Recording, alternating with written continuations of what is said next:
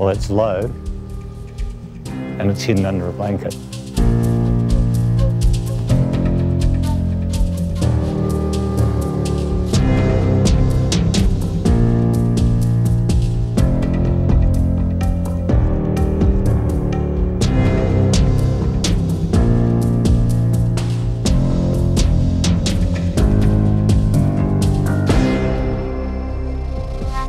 We're in Hamburg, in a studio in the outskirts of Hamburg, Germany.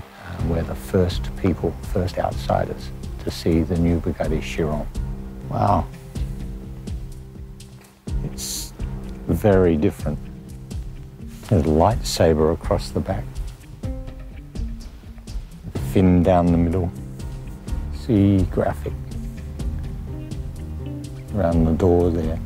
First impressions, it's wider, it looks lower, it looks more aggressive than the other car. More edge to it, but most definitely a Bugatti. How do we approach this subject?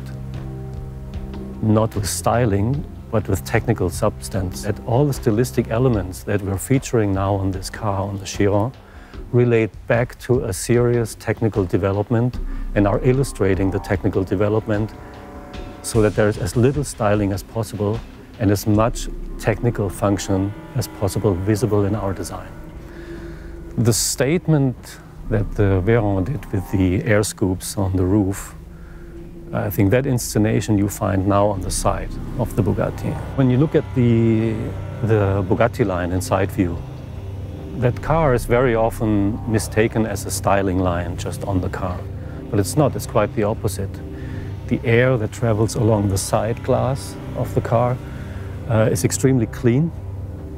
And that clean air is needed for a lot of pressure to go into the upper air intake area in that line, and is vital for the engine breathing. The fin going down through the middle of the car relates back to our heritage, to the Bugatti Atlantique Type 57 SC, the functional need to take all the hot air out of the engine compartment and to create a suction behind the car. And the most effective way how you achieve that is a so-called cutaway rear end. That creates sub-pressure behind the car, an ideal aerodynamic cutoff, and a very clean curvature that we see now appearing on the car. And everything from there is finished off with this single beam taillight that will be the future signature for a Bugatti rear end.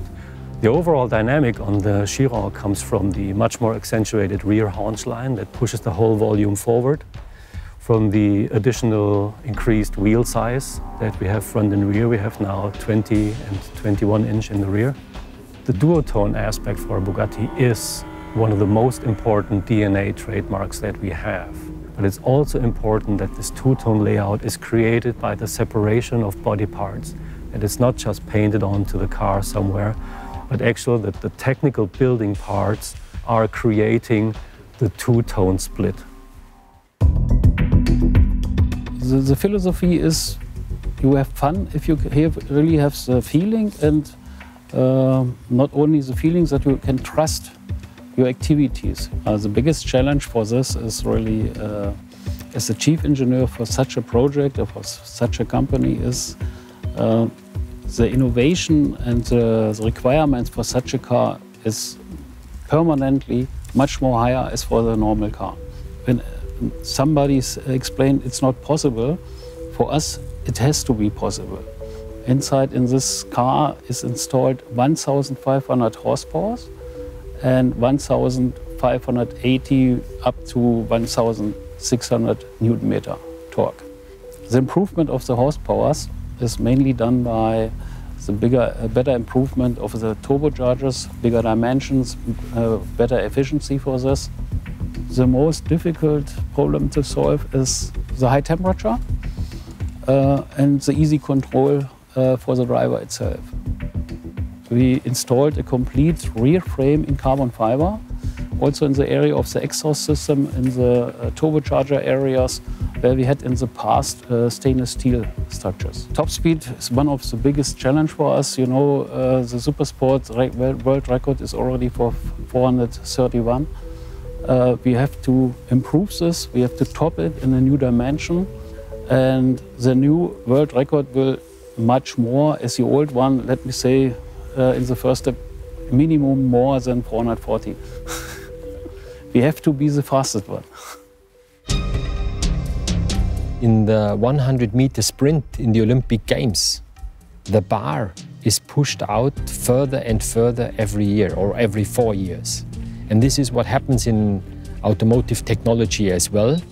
And luckily, technology is developing, material science is developing, simulation technologies are developing, computer science applications to develop new cars is developing, and we benefit from all these technologies, no matter whether you are on the handling track, on the high-speed acceleration, or in city traffic.